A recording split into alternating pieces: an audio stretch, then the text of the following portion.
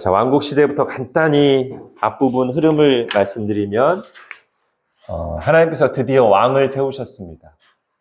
첫 번째 왕인 사울 왕은 사실 이스라엘의 기름 부음 받은 왕으로서의 어떤 표본이 될 수 없었고, 드디어 사사기가 고대하던 하나님 마음에 맞는 왕, 또는 하나님의 뜻대로 통치하는 왕이 세워졌으니 그 이름이 다윗이고요. 그래서 다윗에게 다윗 언약을 주셨습니다. 이 언약은 다윗의 후손으로 올 어떤 왕이 그리스도죠. 그가 세울 나라가 영원한 나라가 될 것을 말씀하신 언약이죠. 즉 예수 그리스도와 하나님 나라에 대한 약속인데 곧 그게 성경 전체의 주제이기도 합니다. 그리고 이 다윗 언약의 1차적인 성취는 바로 그의 후손, 다윗 언약이 그의 후손을 통해서 성전을 세우고 나라를 견고하게 한다는 것이었는데 바로 그 아들 솔로몬 때 이미 1차적으로는 모형으로는 예고편으로는 이때 이미 그게 성취되죠. 솔로몬이 성전을 세우고 이때 솔로몬 나라의 영광을 묘사한 성경의 표현을 보면 마치 아브라함과 모세에게 주셨던 말씀이 다 이루어진 것 같은 나라는 평안하고 영광스럽고 그것이 이방 나라들에게까지 두루 비추는 그런 나라였습니다. 그러나 말 그대로 이것은 모형에 불과했다는 것이 머지않아 드러나고요. 솔로몬의 인생 후반부는 처음에 그는 정말 겸손하게 하나님의 지혜를 구하던 지혜로운 자였으나 오히려 많은 지혜를 받고 그 지혜를 활용해서 정말 부강하게 되었을 때, 권력을 잡게 되었을 때, 유명하게 되었을 때 오히려 마음이 교만해져서 하나님을 의지하지 않고 자기 경험과 지혜를 의지하는 어리석은 왕이 됐어요. 그래서 하나님께서 그에게 경고하셨는데 끝까지 듣지 않아서 드디어 솔로몬의 사후에 나라가 둘로 나뉩니다. 그러니까 여기 이 세 명의 왕, 이때를 우리가 통일왕국 시대라고 하고요. 각각 40년씩 통치를 해서 120년의 통치 기간이었고 그 앞에는 우리가 아는 것처럼 그때 이스라엘의 왕이 없었으므로 각기 자기 속에는 옳은 대로 행했다고 하는 영적 어둠의 시대인 사사시대였고요. 자, 이제 통일왕국이 120년으로 종식되고 솔로몬의 우상 숭배와 교만 때문에 하나님께서 나라를 둘로 나누셔서 북이스라엘과 남유다로 나뉩니다. 자, 북이스라엘을 지난 시간에 했습니다. 자, 북이스라엘은 솔로몬의 공사장 감독이었던 유능한 관리였던 여로보암이라는 사람이 나라를 10지파를 데리고 가서 나라를 열었는데 여기 나머지 2지파 유다 지파와 베냐민 지파만 남고요. 지난주에 했기 때문에 자세히 하지는 않겠습니다. 가장 중요한 것은 제가 3명의 왕과 5명의 선지자를 기억하면 된다고 했죠. 3명의 왕은 바로 첫 번째 왕 여로보암. 이 사람에게는 이 이름이 붙은 길까지 있죠. 여로보암의 길. 오늘날처럼 무슨 박지성로 무슨 로 그런 실제 도로를 말하는 게 아니고 여로보암이 걸어갔던 그 삶의 방식, 이것을 가리키는 말이 여로보암의 길이에요. 여로보암의 길은 뭐냐면 자세한 얘기는 다 빼고요. 적용적으로 쉽게 말하면 하나님이 주신 좋은 것을 지키려다가 오히려 하나님을 배신하는, 하나님의 말씀이 금하는 길로 가는 것. 하나님 주신 걸 지키려고 하나님의 말씀을 어기는 이런 아이러니하고 어리석음. 오히려 하나님 주신 걸 좋은 걸 지키려면 하나님께 계속 의지하고 순종해야 하나님이 더 좋은 걸 주실 텐데 그걸 다 붙잡고는 뺏기지 않으려고 온갖 수단과 방법을 가리지 않는 악행을 한 거예요. 그게 여로보암의 길이고 바로 그 여로보암의 길의 원조가 사실은 누구예요? 솔로몬이잖아요. 솔로몬이 엄청나게 많은 걸 받았는데 그걸 지키려고 인생 말년에 막 정략 결혼하고 우상 세우고 했단 말이죠. 그래서 이후에 북이스라엘의 모든 왕들은 다 이 길로 갔습니다. 다른 말로 하면 다 여로보암처럼 살았어요. 그래서 자세히 하지 않고 스코어가 19명의 왕이 있었는데 경건한 왕이 몇 명? 0명. 이게 북이스라엘의 스코어입니다. 19명의 왕이 있었는데 0명이었어요. 그리고 계속 막 역성혁명이 일어나요. 쿠데타가 일어나요. 그래서 어떤 왕은 막 3일 동안 몇 개월짜리 왕도 몇 명이나 있어요. 그러니까 나라가 뭐 얼마나 혼란스럽겠습니까? 그러다가 결국 아수르에 의해서 망했어요. 722년에 기원전. 그래서 우리가 이거 암송할 때 7이 이스라엘을 치리하셨다.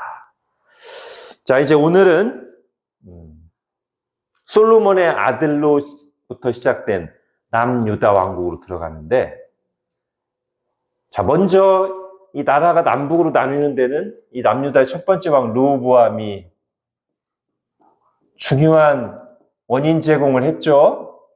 아버지도 교만했는데 르호보암도 즉위하자마자 교만해가지고 백성들의 그런 부역을 조금 이렇게 낮춰주고 여론을 좀 경청해서 듣고 그랬어야 되는데 자기가 아버지보다 막 잘났다고 큰소리 치다가 북이스라엘에 떨어져 나간 거예요.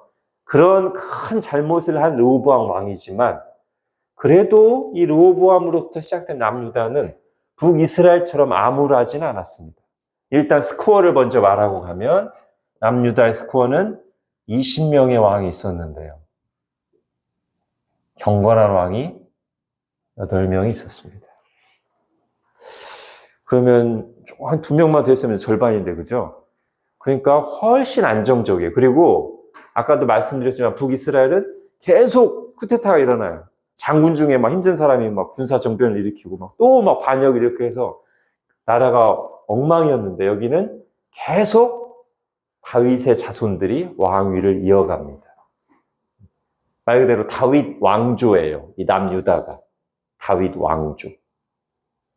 북이스라엘은 어떤 왕조라고 할 수가 없어요. 계속 바뀌니까.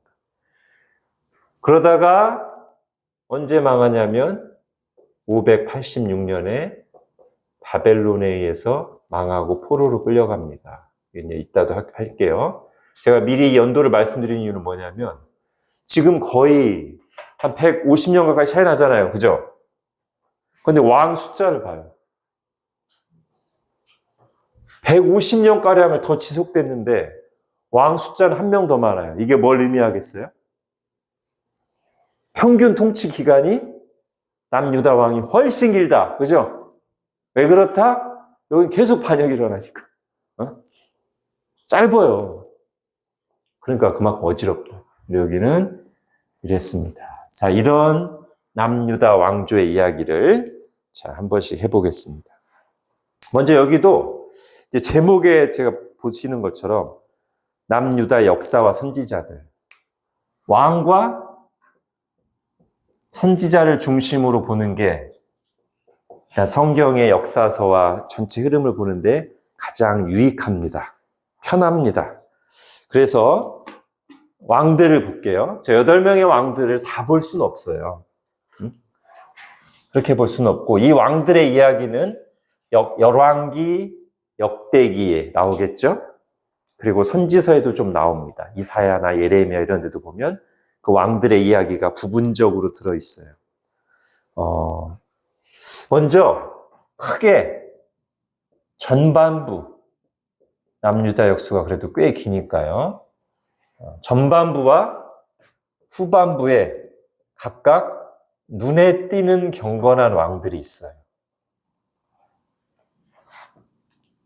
전반부에서 눈에 띄는 경건한 첫 번째 왕이 누구냐면 남유다의 세 번째 왕인 아사 왕인데요.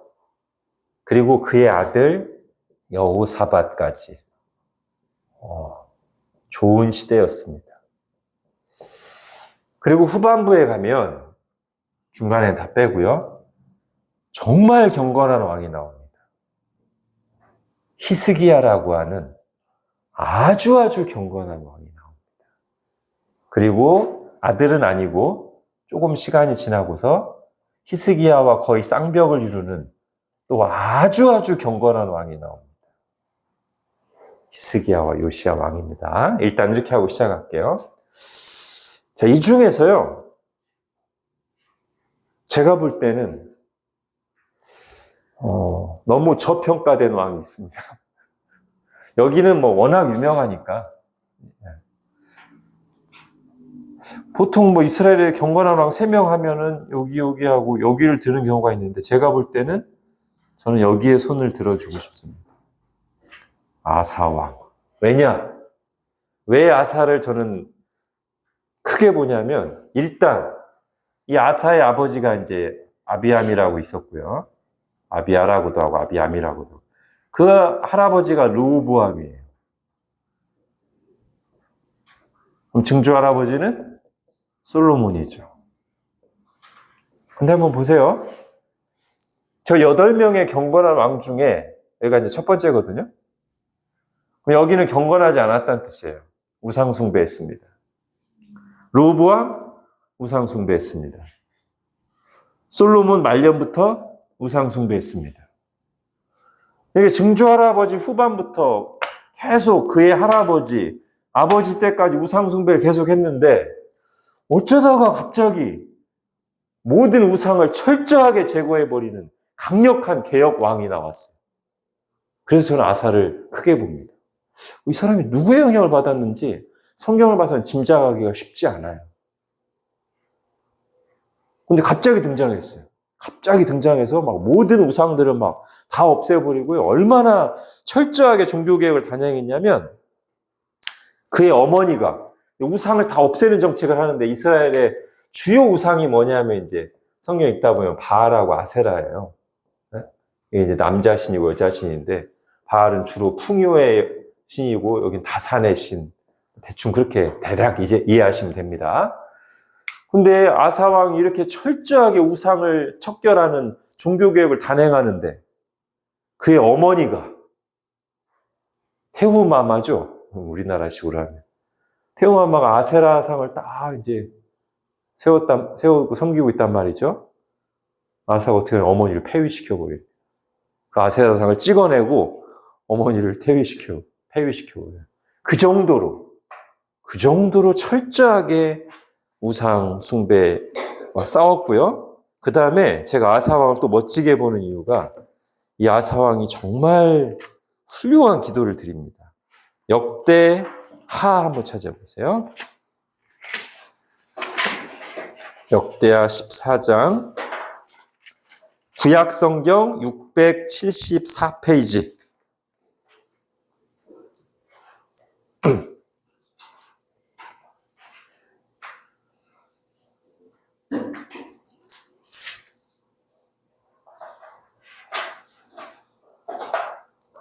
역대하 14장입니다.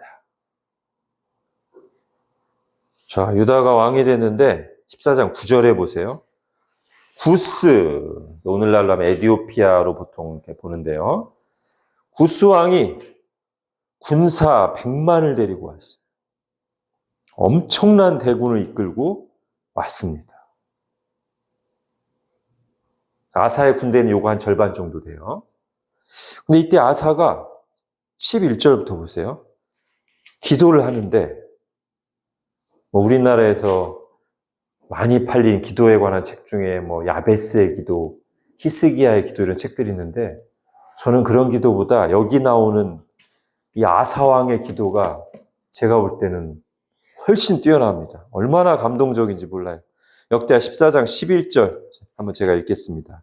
아사가 그의 하나님 여호와께 부르짖어 이르되, 여호와여, 힘이 강한 자와 약한 자 사이에는 주밖에 도와줄 리가 없사오니 우리 하나님 여호와여, 우리를 도우소서. 우리가 주를 의지하오며 주를 의탁하옵고 이 많은 무리를 치러 왔나이다. 여호와여, 주는 우리 하나님이시오니 특히 마지막 구절, 원하건대 사람이 주를 이기지 못하게 하옵소서. 이렇게 하나님만을 높이고 의지하는 멋진 기도를 드리고 싸웠습니다. 그래서 하나님 도와주셔서 구스 100만 대군을 이겼어요. 자, 여기까지만 멋있었습니다. 근데 여기까지 보여준 모습은 정말 너무나 훌륭한 개혁군주예요. 근데 아직 부족한 게 하나 있었는데, 그건 뭐냐면, 이제 산당이라는 게 있어요. 산당은 뭐냐면, 예루살렘에 이제 솔로몬이 성전을 지었잖아요. 하나님의 말씀대로 하면 그 성전에서만 모여서 제사를 드려야 되는데, 이게 지방에 흩어져 있는 사람들이 오기 어려우니까 약간 그 세상의 영향을 받아가지고 지역마다 이제 이렇게 산당이라는 것을 임시 제사 처소 같은 걸 마련해서 산당에서 제사를 지냈단 말이에요.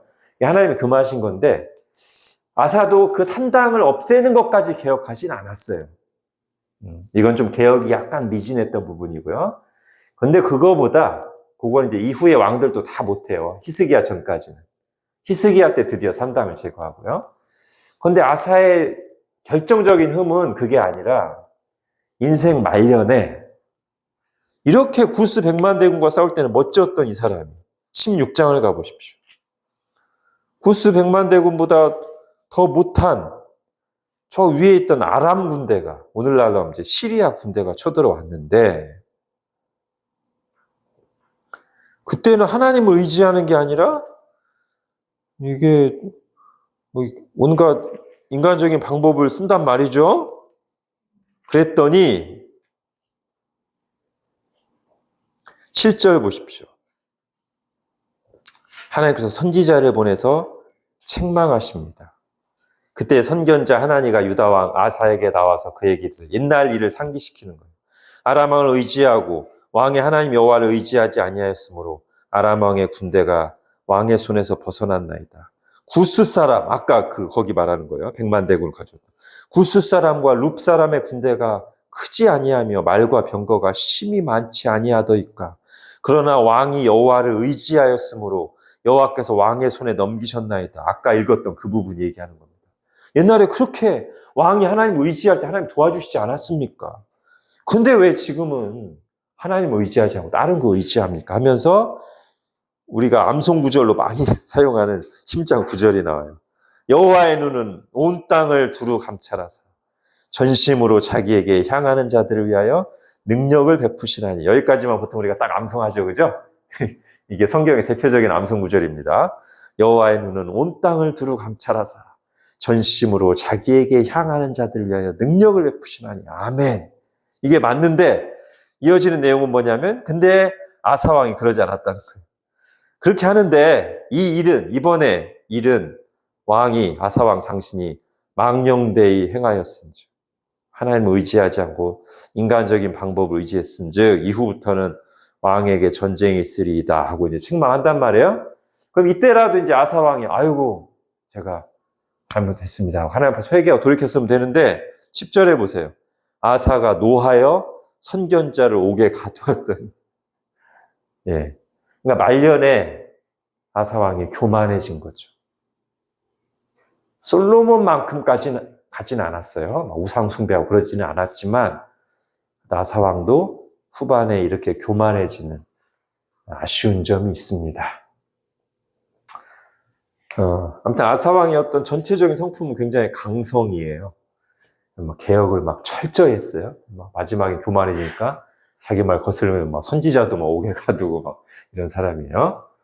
자, 근데 그 아들 여호사밧은 아버지 아사에게서 나왔는데 성품이 완전히 달라요. 굉장히 부드러운 사람입니다. 여호사밧이 나오는 본문들을 보면 이 사람은 굉장히 부드러워요. 그리고 그러다 보니 이 여호사밧의 굉장히 좋은 장점은 뭐냐면 아버지 아사가 말년에 선지자 하나님의 옥에 가둔 거랑 달리 선지자의 말을 잘 들어요.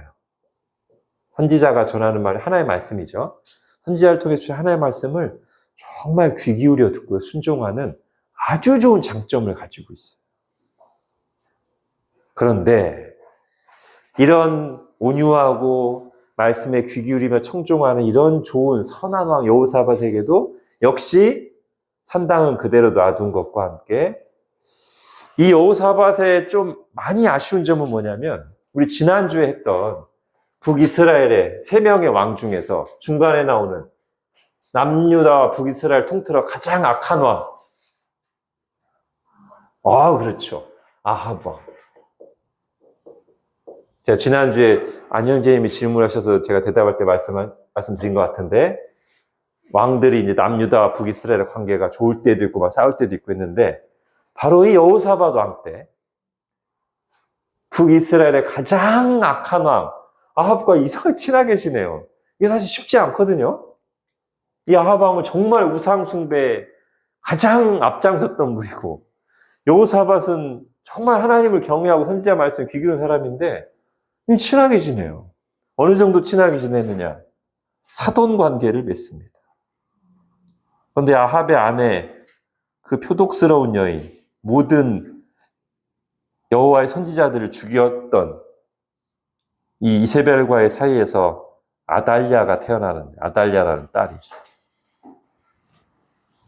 여호사밧의 아들과 결혼을 시킵니다.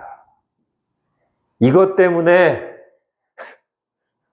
이후에 몇 대에 걸쳐서 남유다 국가적인 평지풍파가 일어납니다. 일단 당연히 아달랴가 들어온 다음부터는 그의 남편, 그의 아들 다 우상 숭배하고요.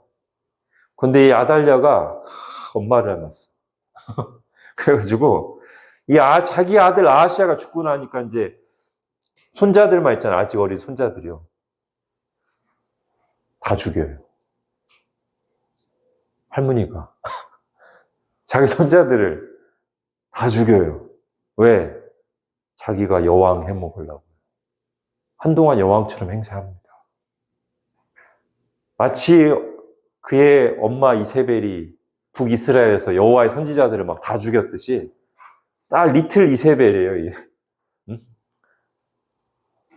근데 손자들을 다 죽이는데 어떤 경건한 제사장 한 명이 그 와중에 몰래 요아스라고 하는 아주 어린 왕자 중에 한 명을 몰래 피신시켜서 목숨을 부지하고 지킵니다.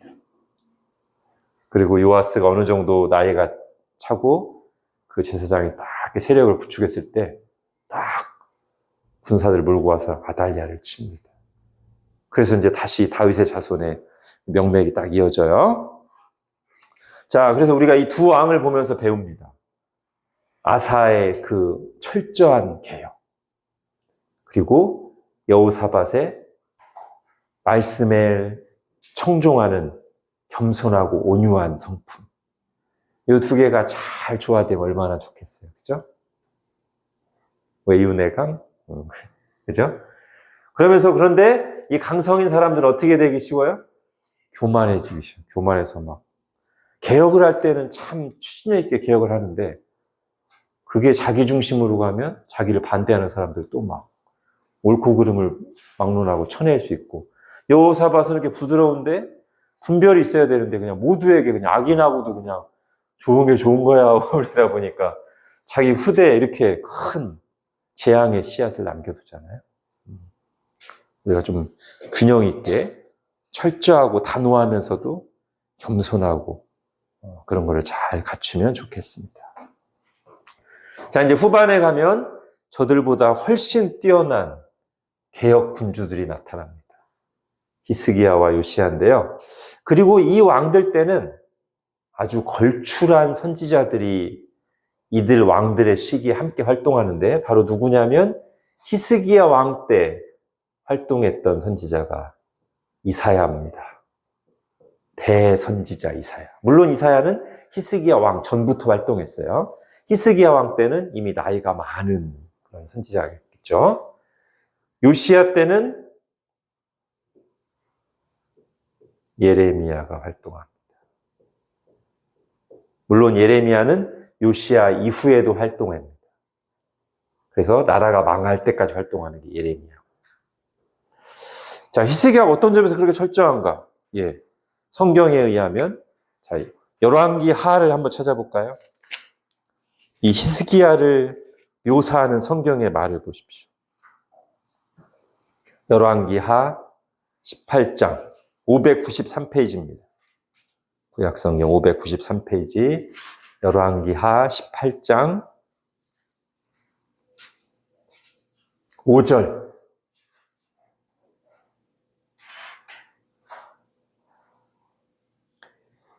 히스기야가 이스라엘 하나님 여호와를 의지하였는데 그의 전후 유다 여러 왕 중에 그러한 자가 없었으니 곧 그가 여호와께 연합하여 그에게서 떠나지 아니하고 여호와께서 모세에게 명령하신 계명을 지켰더라. 예, 극찬이죠, 극찬. 유다 왕 중에 전무후무한 경건한 왕이라는 뜻입니다. 어느 정도 이 사람도 철저하게 종교개혁을 단행했느냐. 그 앞에 몇 명의 개혁군주들이 있었어요. 아까 말씀드린 아사와 여호사발 비롯해서.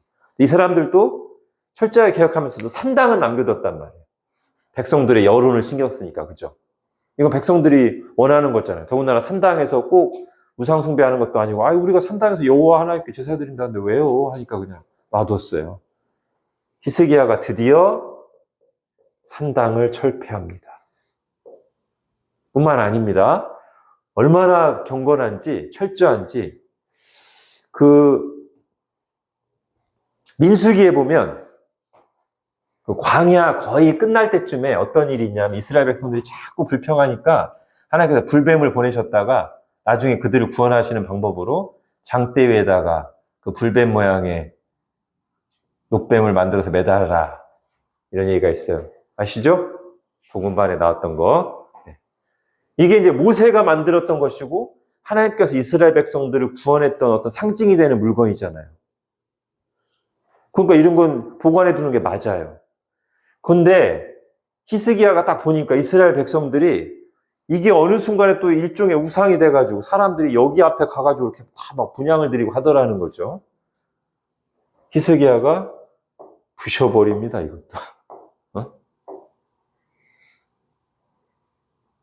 하나님의 구원을 상징하는 물건이지만 그게 사람들에게 우상 숭배의 도구가 됐으니까 우상이 됐으니까 부셔버려요. 그러면서 이걸 막 가루내가지고 느후수단이다. 저건 그냥 노조각에 불과하다. 왜 저런 거에다 분향을 하고 하나님처럼 의지하고 숭배하느냐. 예, 이 정도입니다. 자, 그런 히스기야가 말년에 병이 듭니다. 하나님께서 이사야 선지자를 보내서 너 죽게 됐으니까 이제 주변을 정리해라. 그랬더니 히스기야가 하나님 앞에서 간절히 기도합니다. 눈물을 쏟으면서. 하나님이 생명을 15년 연장시켜 주셔요. 자, 근데요. 이게 이제 과연 15년 연장된 게 이사야에게 복이었는가? 여기서 이제 우리가 또 다른 장면을 만나게 됩니다. 그렇게 15년 연장돼서 건강해졌다는 얘기를 듣고 바벨론에서, 자, 아직은 아수르가 강성할 때입니다. 이제 바벨론이 강성해지는 건 이때예요. 더 시간이 지나서 요시야 왕 때, 예레미야 때. 아직은 아수르가 강해요. 바벨론은 이제 신흥 국가예요. 바벨론이 사신을 보냅니다. 멀리서 이사야한테까지. 왕이여, 중병에 걸리셨다고 회복된 것을 감축드리옵니다.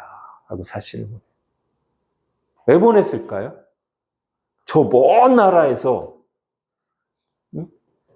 이사야, 유다라고 하면 저 멀리 떨어진 나라까지 사신 왜 보냈겠어요? 이 당시에 사신 왜 보낼까요? 야심이 큰 나라입니다. 떠오르는 신흥 국가예요. 아직은 아수르가 가장 힘이 셉니다. 주변 나라들과 다 이렇게 뭔가를 맺으면서 힘을 키워나가고 하려고 하는 장에 정치적인 목적을 가지고 보냈어요.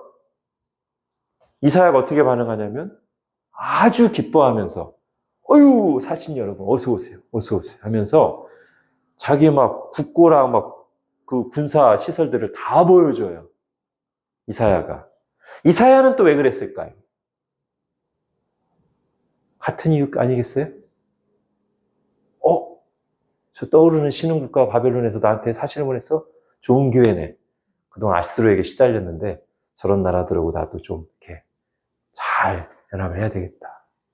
그죠? 그래서 보여준 거예요. 성경에 그 말이 나오진 않아요. 근데 분명히 그렇습니다. 어디서 그걸 또 확인할 수 있냐면 그거에 대해서 하나님이 선지자를 보내서 책망하십니다. 그러면서 이미 이때부터 예언이 들어가요. 네가 바벨론에게 다 이거 보여줬지? 나중에 네 후대에 그 바벨론에서 이 나라가 다 네가 보여준 거 다 빼앗길 것이다. 그럼 그때 이사야가 아차, 내가 순간 하나님이 내 목숨까지 살려주셨는데, 아수르가 쳐들어왔을 때 하나님 구해주셨는데 내가 다른 걸 의지했구나. 하나님 죄송합니다, 회개합니다 라고 했어야 되는데, 이때 이사야의 반응이 제때 나라가 망하는 건 아니죠? 그럼 괜찮습니다. 저는 그거 볼 때마다 노망 들었나?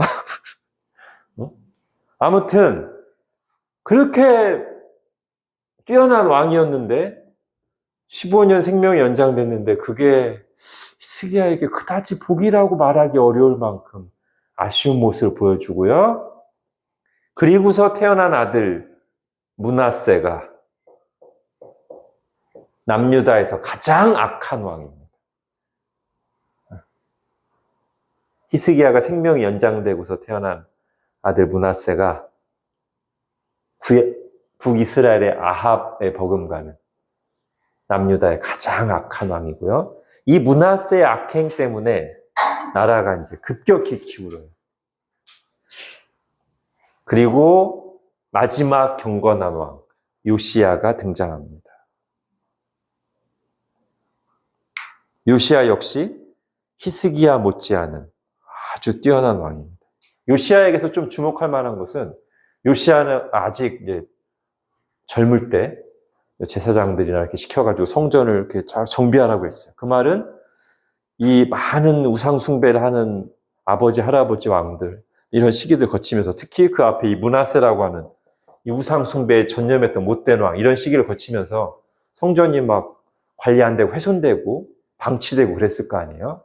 그러니까 이제 경건한 왕 요시야가 성전을 딱 수리하라고 합니다. 근데 그러다 보니까 거기서 뭐를 그동안 잘 발견되지 않았던 두루마리를 발견해요. 율법책을. 그리고 그거를 이제 발견했다서 그걸 한번 읽어봐라. 쭉 읽는데 하나의 말씀대로 하면 복을 받을 것이고, 하나의 말씀 떠나서 우상숭배라고 이런 악을 행하면 하나님이 징계 내릴 것이다. 그 얘기를 듣는데 요시야가 옷을 찢으면서 회개합니다. 우리가 이 말씀대로 살지 않았기 때문에 우리가 하나님의 징계와 저주 아래 있다. 정말 경건한 왕이죠. 그러니까 구약시대는 옷을 찢는 게 있습니다. 회개의 표시로. 사실 그게 마음을 찢는다는 표시잖아요. 그죠? 아마 요시야는 분명히 마음을 찢는 마음으로 그랬을 것 같아요. 이 태도는 정말 좋은 태도죠. 말씀을 들을 때 마음을 찢으며 회개하는 것은. 그래서 하나님이 그걸 딱 보셨어요. 그리고는 선지자를 보내서 말씀하십니다. 네가 말씀을 들을 때 옷을 찢는 것을 봤다. 그렇게 회개하는 걸 봤다. 하면서 너 때는 하나님께서 재앙을 내리지 않을 것이라고 하지만, 요시야는 거기서 이사야처럼 저 때는 괜찮다고요. 됐습니다. 이러지 않고, 요시야는 그 말씀에 따라서 철저하게 개혁을 단행합니다. 그 이전에도 개혁을 단행했는데 그 말씀을 듣고 나서 더 철저하게 개혁을 단행해요. 모든 우상을 타파하고요. 오랫동안 제대로 지켜지지 않았던 유월절도 말씀 그대로 지키고요. 정말 개혁을 단행하는데, 이 요시야의 아쉬움은 또 뭐냐면, 요거 이제 해석의 여지가 좀 있긴 합니다만, 요 유다를 중심으로 이쪽 남서쪽에는 애굽, 이집트가 있고요. 바벨론이 막 떠오르고 있는데, 왜 갑자기 요시야가 이 애굽 왕을 막다가 전사하거든요? 그래서 요시야가 애굽하고 왜 싸웠을까? 애굽하고 바벨론하고 지금, 또는 애굽하고 아수르하고 싸우는 중인데 요시야가 거의 투입됐단 말이에요. 투입돼서 싸우다 죽어서. 그래서 요시야도 혹시 저기 어디하고 좀 이렇게 뭔가 관계가 있어서 싸우다 죽었는가. 아무튼 그런 자세한 얘기는 안 나와요. 그렇지만 요시야가 그렇게 철저하게 경건하게 개혁을 단행하다가 갑자기 죽어요. 그러면서 예레미야가 저 요시야를 위해서 애가를 지어 부르다는 얘기도 나옵니다. 그리고 이후 더 이상 남유다에는 경건한 왕은 나오지 않고요. 요시야의 아들들이 이제 올망졸망한 사람들이 왕들을 이어가다가 나락에 걸고 망해 가는데, 이제 그 후반 때쯤, 요시야 때부터 이제 말기거든요. 요시야와 그의 아들들이 이제 말기인데, 이때 예레미야가 활동했고, 또 이때쯤 활동한 게 누구냐면 하박국, 스바냐 이런 사람들이에요. 자, 먼저 하박국 잠깐 볼게요. 하박국은 굉장히 재미있는 선지자입니다. 어떤 선지자냐? 하나님께 따지는 선지자입니다. 네. 하박국이 한 3장밖에 안 되지만 이 하나님과 대화를 주고받는 형식으로 돼 있어요. 먼저 하박국이 하나님께 따집니다. 하나님, 왜 부르짖어도 듣지 않으십니까? 정의가 무너져 있는 이 땅을, 악인들이 활개를 치고 득세하는 이 땅을 언제까지 지켜만 보시겠습니까? 마치 우리가 세상의 악을 볼 때 탄식하는 것처럼 이 선지자가 막 하나님 앞에 탄식하고 호소합니다. 그랬더니 하나님의 응답이 들려와요. 내가 가만히 있는 거 아니야. 나한테 다 계획이 있어. 그러면서 그 계획이 뭐냐면 바벨론 얘기를 꺼내십니다. 내가 범죄한 북이스라엘을 아수를 통해서 멸망시킨 것처럼 계속 우상 숭배하는 남유다를 징계하기 위해서 바벨론이라는 몽둥이 준비하고 있어.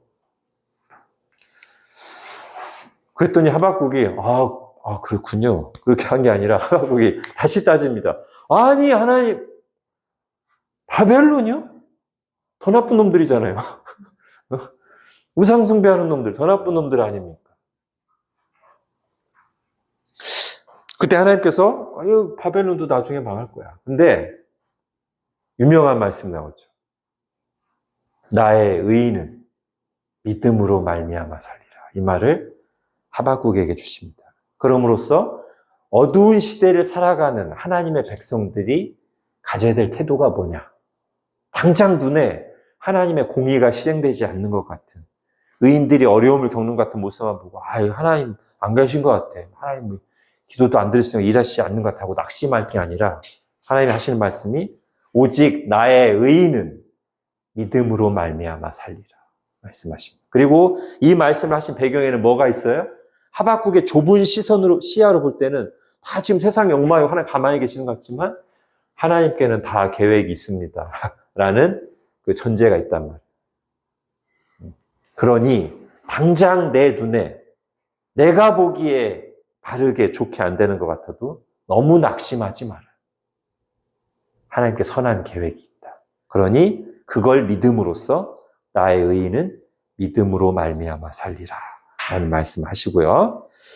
그 다음에 이제 스바냐 선지자를 비롯한 몇몇 선지자들이, 자, 이제 중요한 개념을 하나 말씀드리겠습니다. 여호와의 날에 대해서 얘기를 해요. 스바냐도 얘기했고 몇몇 선지자들이 얘기했습니다. 여호와의 날. 말라기도 얘기했고요. 그럼 여호와의 날은 어떤 날일까요? 선지자들이 얘기했던 여호와의 날. 제가 지지난 시간에도 선지자들이 전한 메시지는 아주 간단하게 정리하면 두 가지라고 했습니다. 네, 그건 이제 전하는 방식이고, 전하는 메시지의 내용은 구원과 심판이에요. 네. 선지자들이 전하는 메시지는 구원과 심판이에요. 구원 얘기했다, 심판 얘기했다. 심판 얘기했다, 구원 얘기했다 하는데 그 구원과 심판이 일어나는 때가 언제냐? 몇몇 선지자들의 표현 속에서 여호와의 날이란 말이에요. 이 여호와의 날은 이 두 가지 의미를 다 가지고 있어요. 보라, 여호와의 날이 이를지라 하면서 심판을 막 예언하기도 하고요. 또 어쩔 때는 보라, 여호와의 날이 이르리니 하면서 구원을 얘기하기도 해요. 그러니까 저 여호와의 날은 선지자들이 바라보는 심판과 구원의 날이에요. 그리고 저 구원과 심판이 어떻게 성취되는지는 제가 몇 번 말씀드렸죠. 1차적으로는 심판은 바벨론의 멸망이고 구원은 그 바벨론 포로 생활에서 돌아오는 것이며 궁극적으로는 예수 그리스도를 통한 구원과 심판이라고 말씀드렸잖아요. 자, 그러면 요거를 이제 좀 생각해 보자는 거예요. 구약 성경에 여호와라고 돼 있는데 여러분 신약 성경에서 여호와라는 단어 보신 적 있어요? 없어요. 신약 성경에는 여호와라는 말이 안 나와요. 그러니까 번역되면서 헬라어 성경을 거쳐서 번역되면서 여호와라는 단어가 없어지고 구약의 여호와라고 돼 있는 부분을 신약에서 받을 때 뭐라고 받냐면 주로 받아요. 한 예를 찾아볼게요. 시편 2편을 보십시오.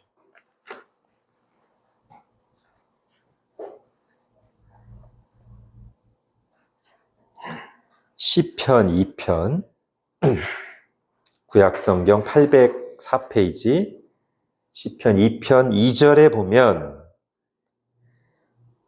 세상의 군왕들이 나서며 관원들이 서로 꾀하여 여호와와 그의 기름 부음 받은 자를 대적하며 이렇게 돼 있죠. 자, 요거를 그대로 딱 손을 표시해 두시고 책갈피해 두시고 이거를 그대로 인용해서 기도하는 게 사도행전 4장에 나옵니다. 신약성경 193페이지 신약성경 193페이지 사도행전 4장 25절에 가보십시오. 사도행전 4장 25절에 가보시면 거기 이제 박해를 받던 초대교회가 이 시편 2편 1, 2절을 그대로 인용해서 좋은 태도죠. 말씀을 붙잡고 기도하는 거. 시편 1, 2절을 그대로 인용하면서 기도하는데 자, 25절은 시편 2장 1절이고요. 26절이 시편 2장 2절이에요. 자, 다시 사도행전 4장 26절 보시면 세상의 군환들이 나서며 관리들이 함께 모여 뭐라고 돼 있어요? 주와 그의 그리스도를 대적하도소이다. 자, 지금 시편에서는 여호와와 그의 기름 부음 받은 자 이렇게 돼 있죠. 이거를 신약에서 받을 때는 주와 그의 그리스도. 아마 기억하시는 분은 제가 그리스도에 대해서 설교할 때 이 그리스도라는 의미를 밝히기 위해서 그때도 인용했었어요. 그때 여기를 봤었죠. 그의 기름 부음 받은 자. 아, 그리스도의 뜻이 기름 부음 받은 자구나를 봤었고요. 오늘은 앞부분을 보는 거예요. 아, 구약 성경에 여호와라고 돼 있는 부분을 신약 성경에서 받을 때 주라고 받고 있구나. 이렇게. 그래서 구약 성경에는 여호와의 이름을 부른 자는 구원을 받으리라. 신약 성경에는 주의 이름을 부른 자는 구원을 받으리라. 이렇게 돼 있어요. 자, 그러면 이걸 이제 여기다 적용해서 여호와의 날 신약적으로 표현하면 뭐가 되겠어요? 여호와의 날, 주의 날. 주의 날을 다시 한자 표현으로 두 자로 바꾸면 주인? 네. 이렇게 되잖아요. 그죠? 자, 근데 이건 좀 설명을 들으셔야 돼요. 여기서 지금, 그렇구나 하고 다 아시는 것처럼 끝나면 안 되고, 설명을 들으셔야 돼요. 자, 예수님이, 아까 제가 말씀드렸습니다. 이 여호와의 날의 궁극적인 성취는 예수 그리스도를 통해서 이루어진다.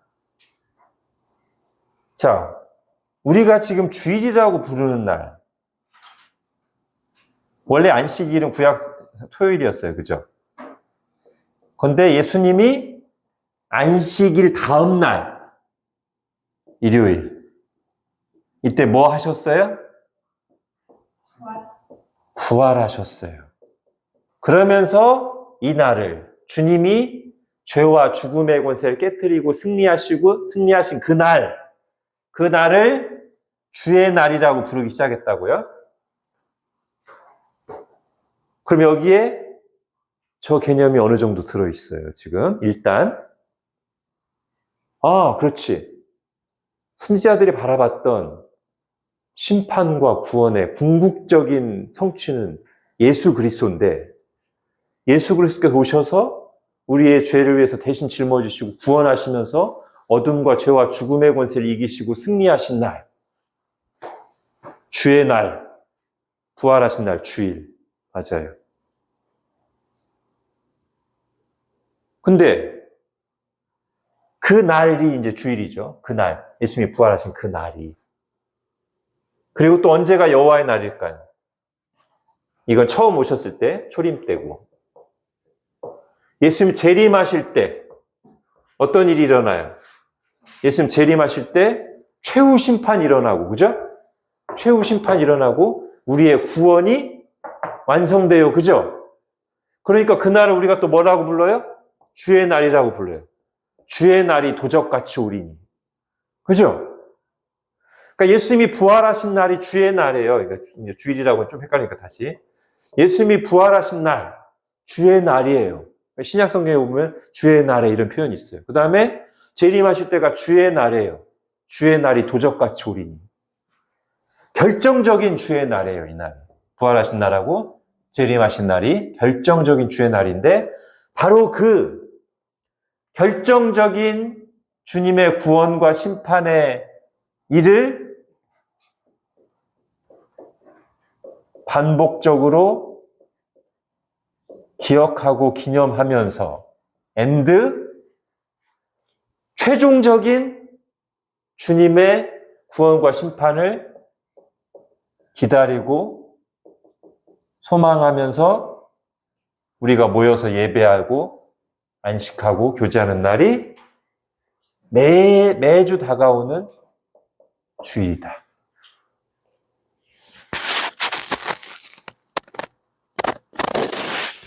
자, 좀 더 확장하면요.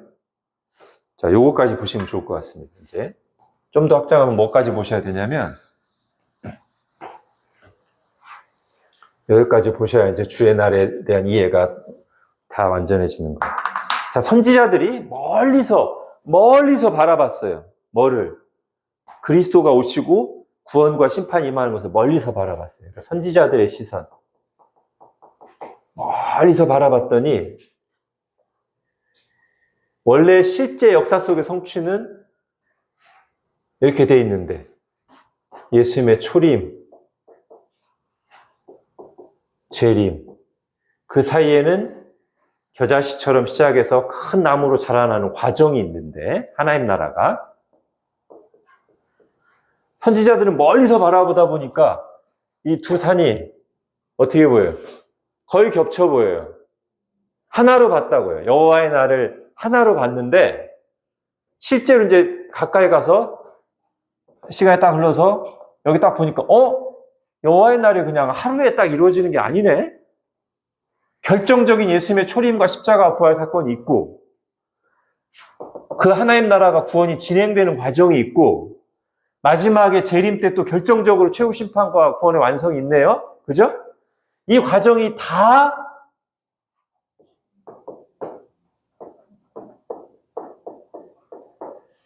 날이에요. 자, 여러분 고린도 후서 6장을 한번 찾아보세요.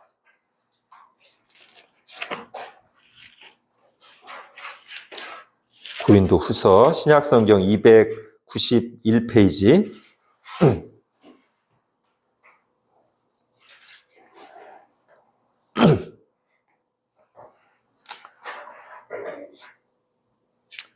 신약성경 291페이지 고린도후서 6장 2절. 자, 이거는 같이 읽겠습니다. 시작.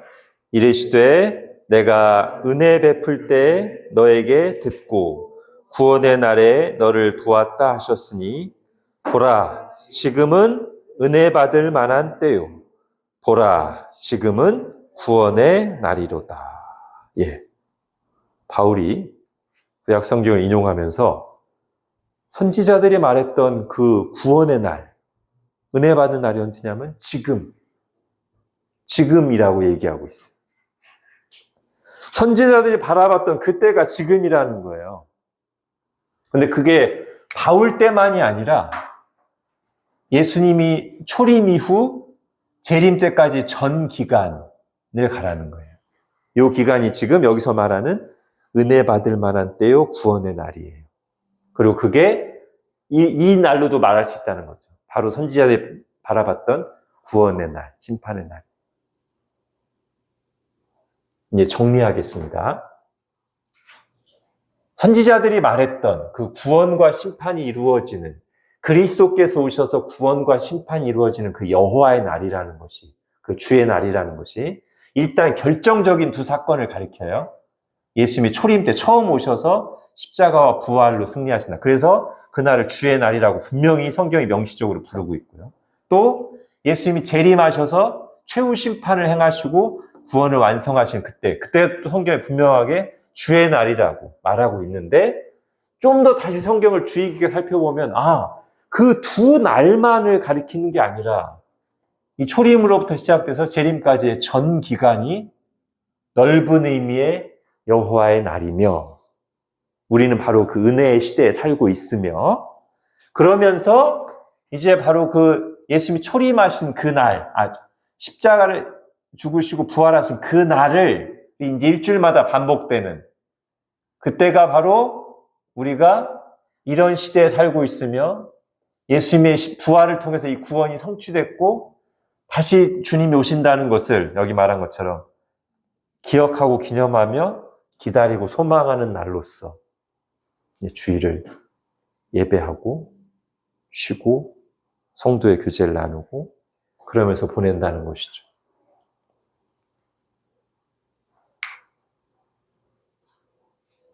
자, 이렇게 주일을 정리하시면 좋겠습니다.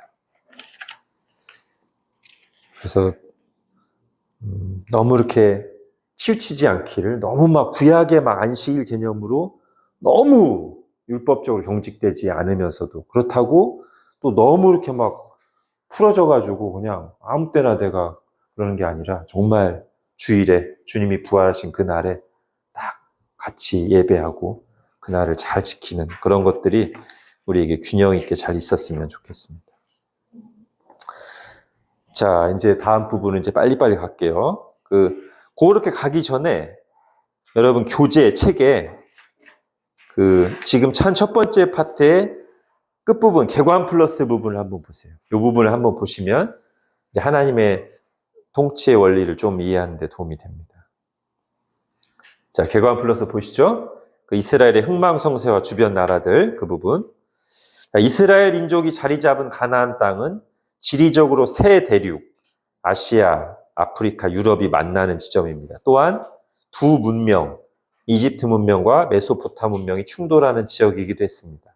게다가 가나안 땅 부근에 살고 있는 여러 민족들도 만만치 않은 실력으로 버티고 있었습니다. 그러나 이스라엘의 흥망성쇠는 근본적으로 하나님께 달려 있었습니다. 왕들이 하나님을 경외하고 백성들이 말씀을 따라 살 때에는 하나님께서 주변 나라들을 잠잠하게 하셨지만, 우상을 숭배하고 타락의 길을 걸을 때면 어김없이 그들을 강성하게 하심으로써 이스라엘을 징계하셨습니다.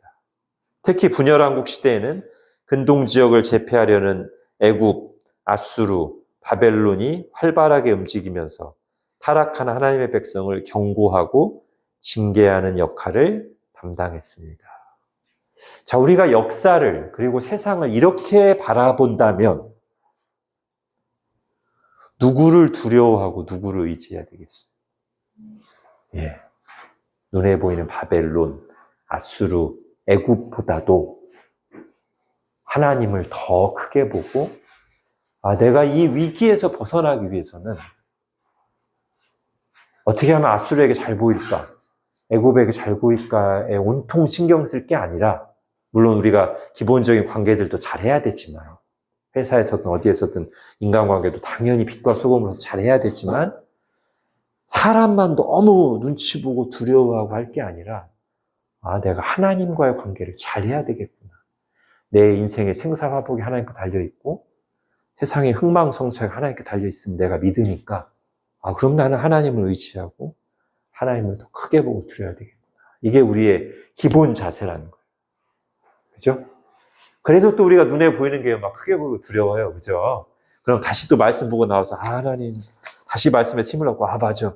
내가 하나님 의지해야지. 그러다가 또 세상을 살아다 보면 또 막, 그럼 다시 그렇게 사는 겁니다. 그러면서 하나님의 은혜와 위로도 경험하고, 실제로 말씀대로 하나님 일하시는 것도 맛보기도 하고, 기도했을 때 또 도와주시는 것도 경험하고, 그러면서, 그렇게 우리 믿음이 점점 더 단단해지는 거죠. 자, 그런데 남유다는 그렇지 못했습니다. 아까도 말씀드렸듯이 요시야 이후에 예레미야나 하박국이나 스바냐 이런 선지자들이 그렇게 외치고 해도 이미 왕들과 백성들의 마음은 하나님으로부터 멀리 떠났고 그냥 바벨론만 크게 보여요.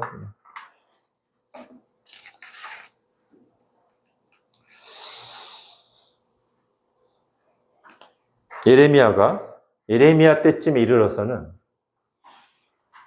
이제 하나님의 징계를 피할 수 없는 지경에 이르렀기 때문에 예레미야가 하나님의 말씀을 딱 받아서 왕에게 전합니다. 왕이여, 바벨론은 하나님이 범죄한 유다를 정신 차리게 하시려는 몽둥입니다. 그러니 바벨론의 폭력으로 저항하지 마시고 항복하십시오. 이게 사실 요즘 우리 관점으로 참 이해하기 어려운 겁니다. 그죠? 이걸 정치적인 관점으로만 보면 어려운 거예요. 그래서 예레미야가 오해를 받기도 해요. 친바벨론파로. 근데 예레미야는 그런 게 아닙니다. 지금 이 역사를 선지자니까 하나님의 눈으로 보고 그렇게 얘기하는 거예요. 왕이여, 지금 바벨론에 저항하면 안 됩니다. 자신을 낮추십시오. 우리가 선민이라는 자존심만 내세울 게 아니고 우리가 우상 숭배하고 죄를 져서 징계받는 건데 겸손해야 됩니다. 그렇게 낮추면 하나님께서 잠시 징계를 내리시다가 회복시키실 겁니다. 이 얘기까지 다 해줘요. 근데 왕들이 그러고 싶지 않은 거죠. 내가 항복했다고 어떻게 될 줄 알고. 하여튼 그런 계산들이 막 앞서니까 항복하는 척 하다가 바벨론을 배반합니다.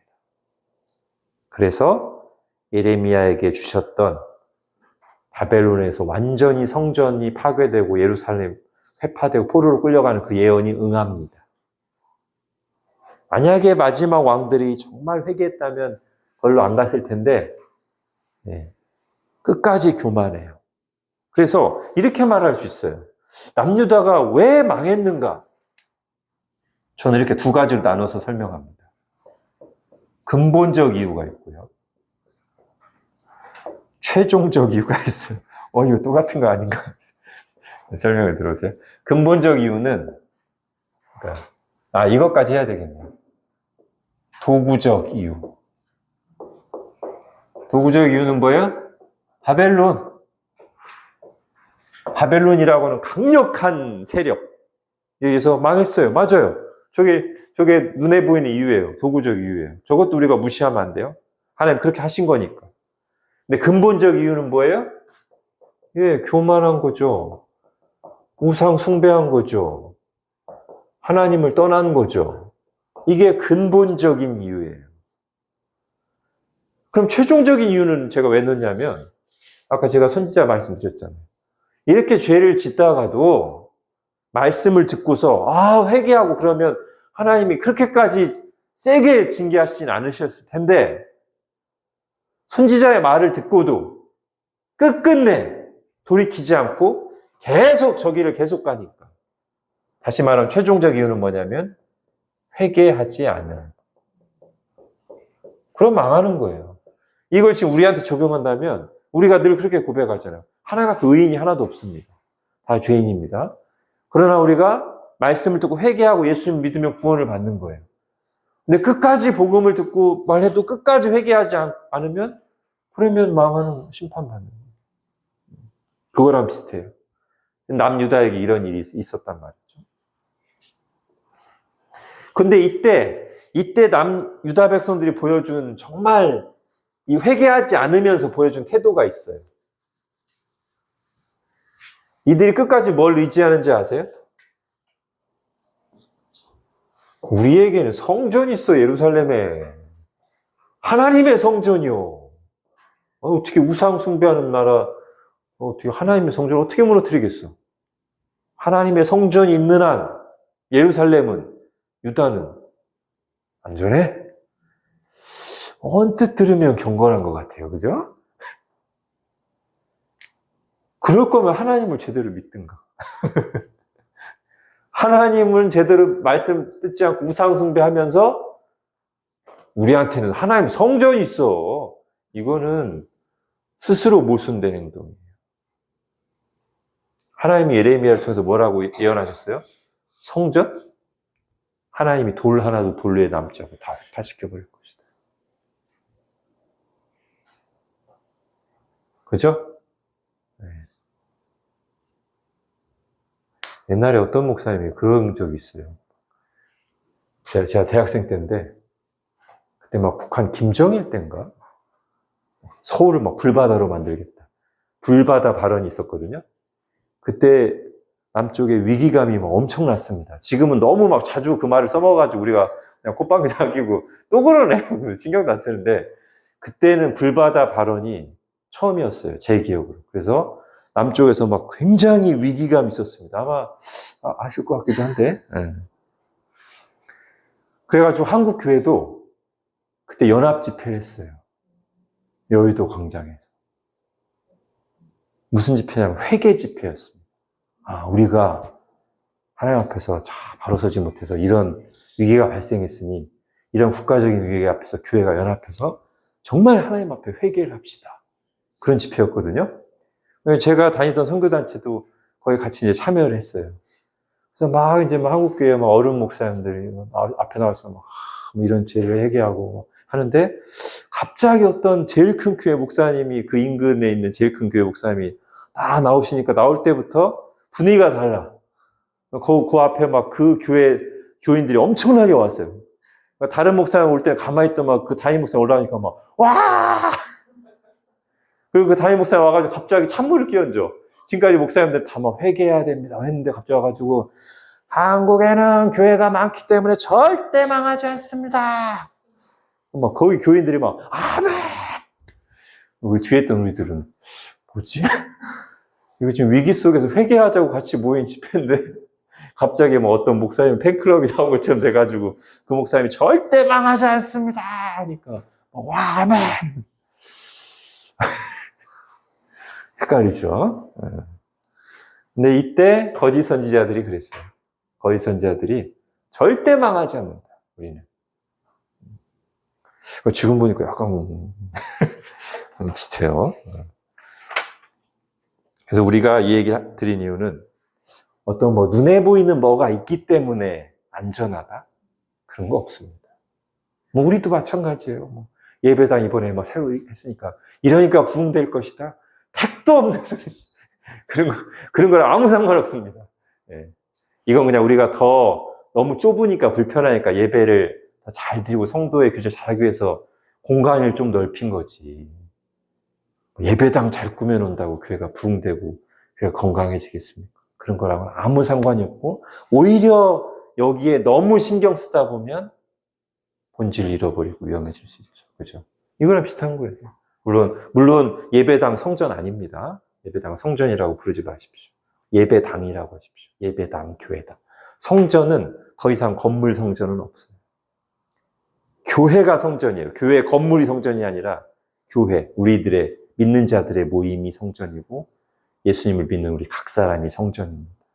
왜냐하면 성령이 우리 안에 거하시니까. 자, 어쨌든 눈에 보이는 뭔가를 의지하는 것 자체가 이미 하나님의 뜻과는 안 맞아요. 그런데 마지막 그렇게 심판의 경고를 들으면서도 하나님을 의지하지 않고 눈에 보이는 하나님의 성전 건물을 의지하다가 결국 성전이 다 그냥 회파됐단 말이죠.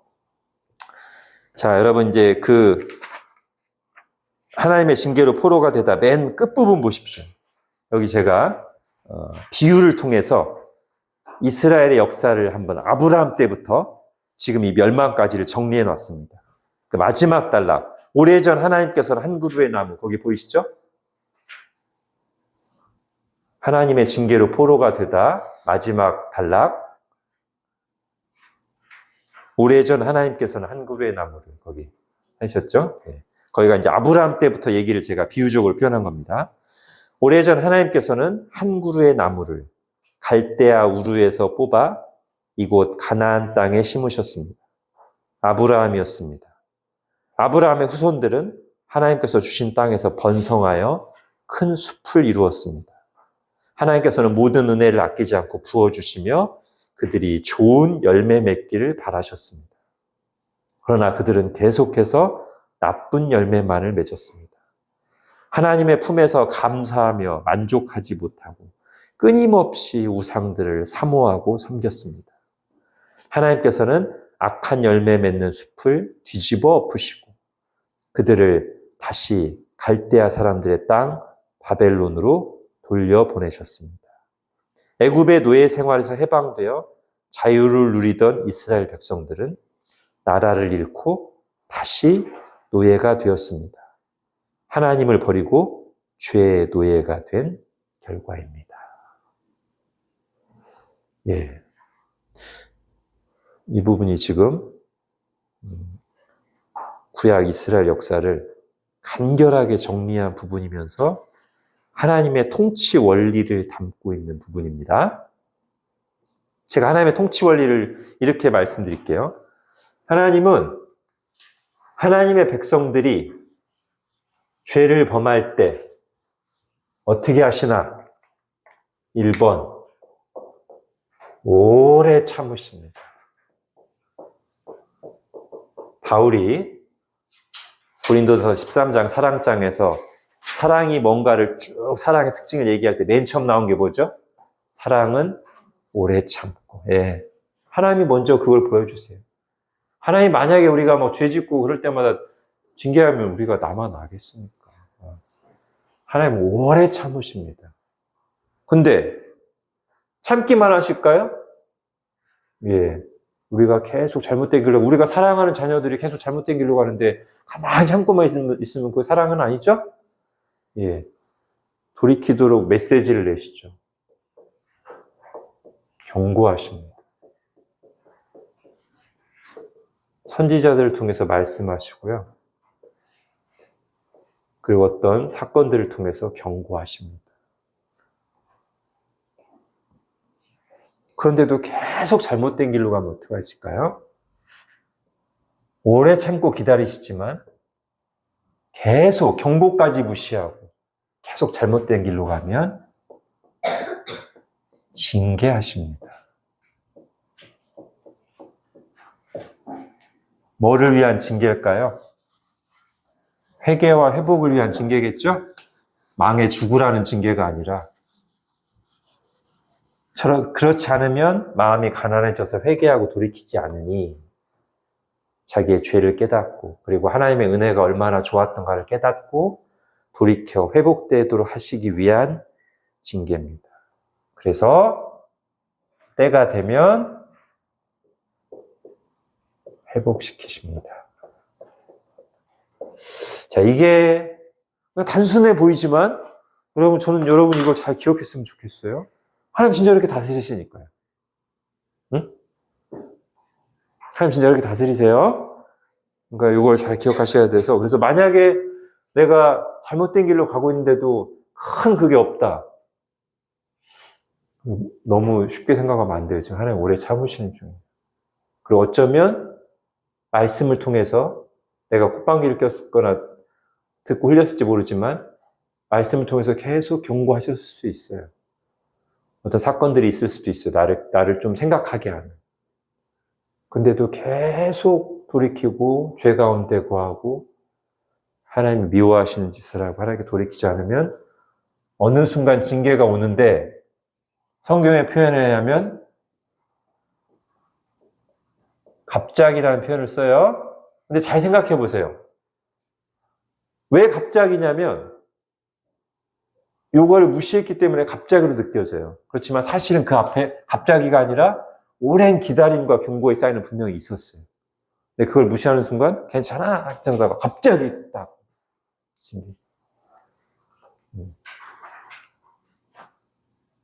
징계를 받은 뒤에는 그냥 자동으로 회복되는 게 아니라 이건 뭐를 포함하는 거예요?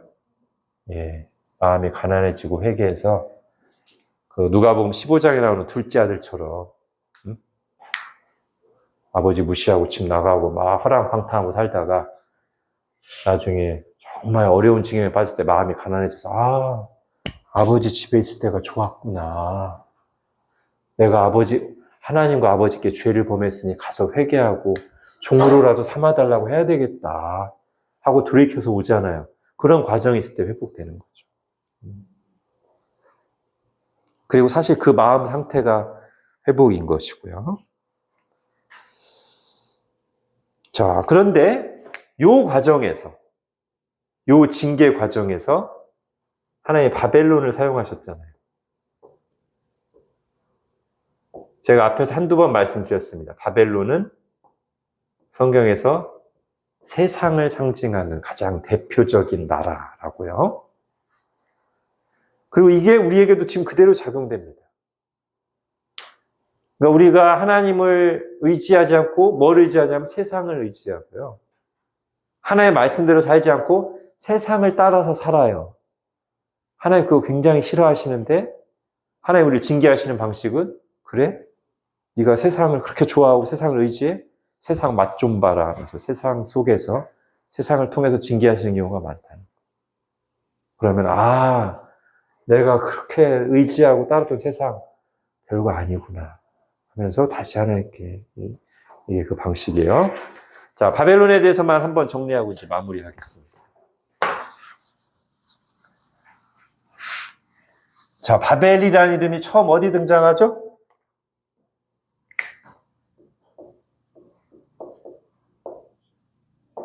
창세기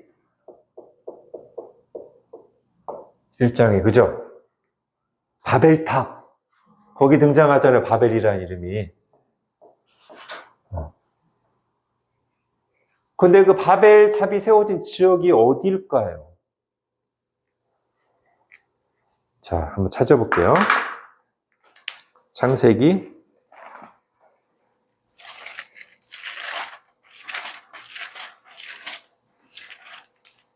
11장.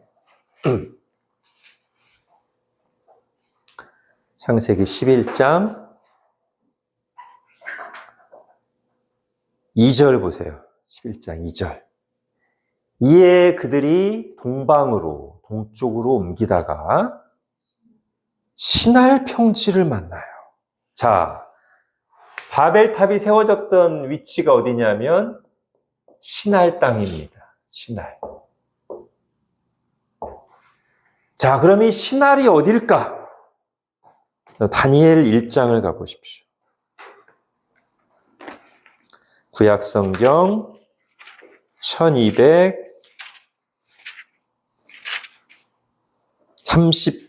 1231페이지 다니엘서 1장.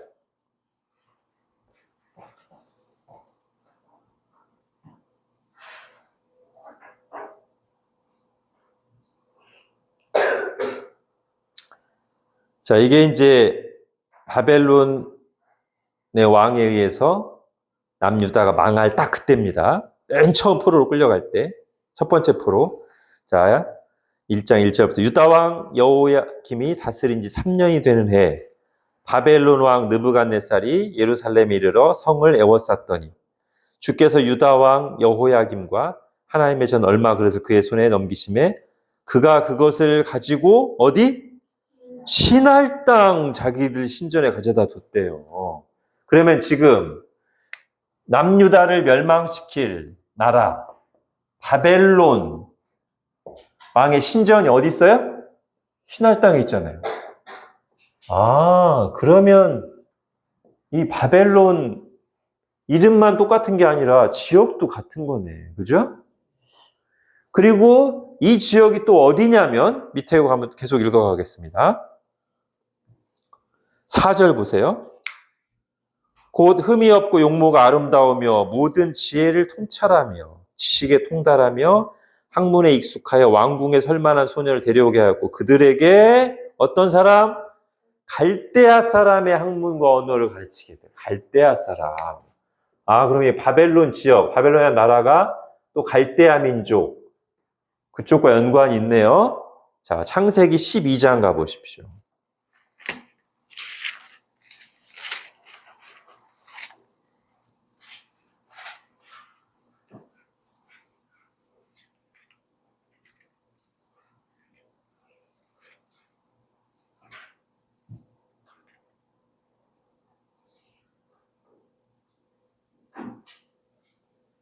잠깐만요.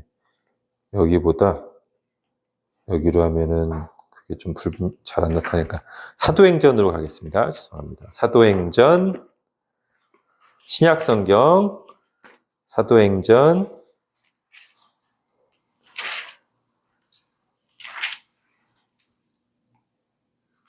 7장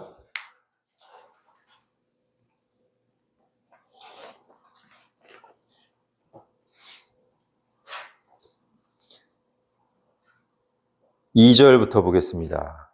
신약성경 196페이지, 사도행전 7장 2절부터 세반이 이르되 여러분 부형들이여 들으소서.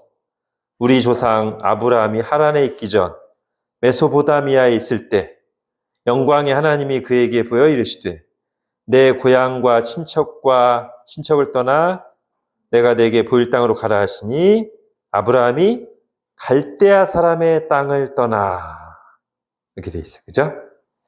자, 그래서 제가 전에 지도로 말씀드린 것처럼 여기 빵이 있고 돼지가 깃발 내밀고 뱀도 나도 먹을래 했는데 사람이 포크를 빡 찍었더니 빵덩어리 2개 떨어졌다 했을 때 이게 나일강이고 여기가 이집트고 애국, 여기가 제가 두 강 사이, 메소가 사이라고 했죠? 포타미아가 강이고 티그리스 강과 유프라테스 강 사이에 위치한 문명이 메소포타미아 문명, 여기가 이집트 문명. 이 메소포타미아가 바로 어느 민족의 땅이에요? 갈대아. 여기가 갈대아 우르, 아브라함이 부름받은 곳. 그러면서 여기에 나중에 세워지는 제국이 어느 제국? 바벨론. 근데 바로 이 지역이 또 옛날에 뭐가 세워졌던 곳? 바벨탑이 세워졌던 곳, 그죠? 다 이렇게 연결된다고요. 그러면 아까 제가 읽었던 맨 마지막 부분이 뭐냐면 하나님께서 이 세상을 상징하는 여기에서 메소포타미아 지역이자 갈대아 사람의 땅이자 신할 평지면서 바벨탑이 지었던 바벨론 지역에서 세상을 상징하는 이곳에서 불러내서 약속의 땅 가나안에 심으셨어요. 그들을 이곳에 포도나무로 심으셨어요. 여기서 좋은 열매 맺기를 바랬는데 계속 우상 숭배를 하니까 하나님이 그래? 세상이 그렇게 좋아? 나를 의지하고 사는 게 아니라 세상 사는 게 좋아. 그럼 세상으로 다시 가자. 뽑아서 어디로 데려가요? 다시 바벨론의 포로로 데려간다. 이게 좀 아까 제가 글로 정리해 놓은 겁니다. 그리고 이 바벨론 얘기가 한 번 더 나옵니다. 이 바벨론이 세상을 상징하는 의미로 어디 나오냐면 요한계시록에 한 번 더 나와요. 요한계시록 17장 가보십시오.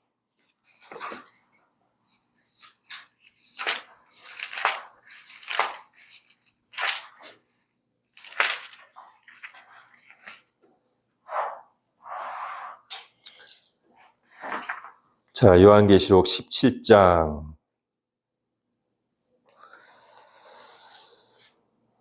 자, 2절부터 볼게요. 땅의 임금들도 그와 더불어 음행하였고 땅에 사는 자들도 그 음행의 포도주에 취하였다. 그 성령으로 나를 데리고 광야로 가니라. 내가 보니 여자가 붉은 빛 짐승을 탔는데 그 짐승의 몸에 하나님을 모독하는 이름들이 가득하고 7머리와 10뿔이 있으며 그 여자는 자줏빛과 붉은 옷을 입고 금과 보석과 진주로 꾸미고 손에 금잔을 가졌는데 가증한 물건과 그의 음행에 더러운 것들이 가득하더라. 다 이게 세상적인 모습이죠? 그의 이마에 이름이 기록되었으니 비밀이라 큰 바벨론이라 땅의 음녀들과 가증한 것들의 어미라. 나중에 이 바벨론이 심판을 받습니다.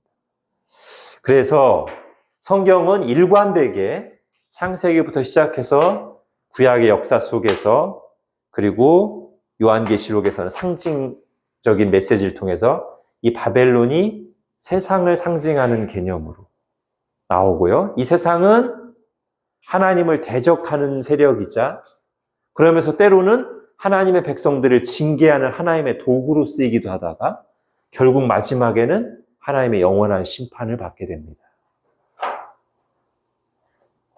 그러면 아까 이 갈대아에서 딱 하나님이 불러내신 것을 내셔서 가나안 땅에 심으신 것을 신약적인 표현으로 하면 어떻게 될까요? 베드로전서 2장 가보십시오. 이거를 신약적인 표현으로 하면 신약성경 379페이지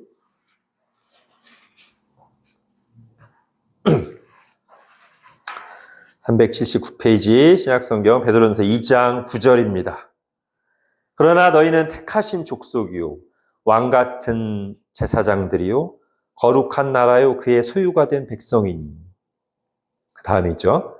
이는 너희를 어두운 데서 불러내어 그의 기이한 빛에 들어가게 하신 이의 아름다운 덕을 선포하게 하려 하심이라. 너희가 전에는 백성이 아니더니 이제는 하나님의 백성이요 전에는 긍휼을 얻지 못했더니 이제는 긍휼을 얻은 자니라. 요 구절로 말할 수 있어요. 너희를 어두운 데서 불러내어 그의 기이한 빛에 들어가게 하신, 그게 구약의 그림으로 보면 이 세상을 상징하는 바벨론, 메소포타미아, 갈대아 지역에서 하나님 택하셔서 아브라함을 불러내셔서 약속의 땅으로 오게 하시고 거기서 하나님의 백성 삼으셔서 하나님의 덕을 선포하게 하셨는데 구약의 하나님의 백성 이스라엘은 그러지 못하고 이렇게 징계를 받고 하다가 이제 신약 때 예수님이 오셔서 우리에게 더 그 선명한 은혜가 드러나는 것이죠. 그러니 우리도 하나님의 백성으로서 이 원리가 우리에게도 적용됩니다. 기본적으로 우리를 향한 하나님의 마음은 사랑이에요. 독생자 예수 그리스도를 내주셨어요. 우리가 어느 단계에 있든지 우리 사랑하세요. 근데 그 사랑의 방식이 우리가 어떤 상태에 있느냐에 따라서 하나님의 이런 대응의 모습으로 나타난다는 거죠. 우리에게도.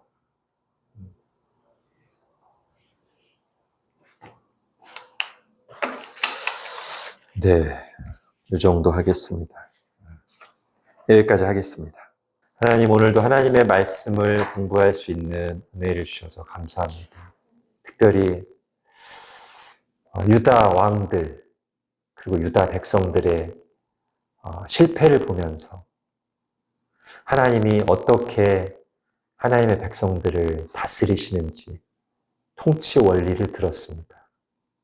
그리고 우리가 하나님과 세상을 어떻게 바라봐야 되는지 들었습니다.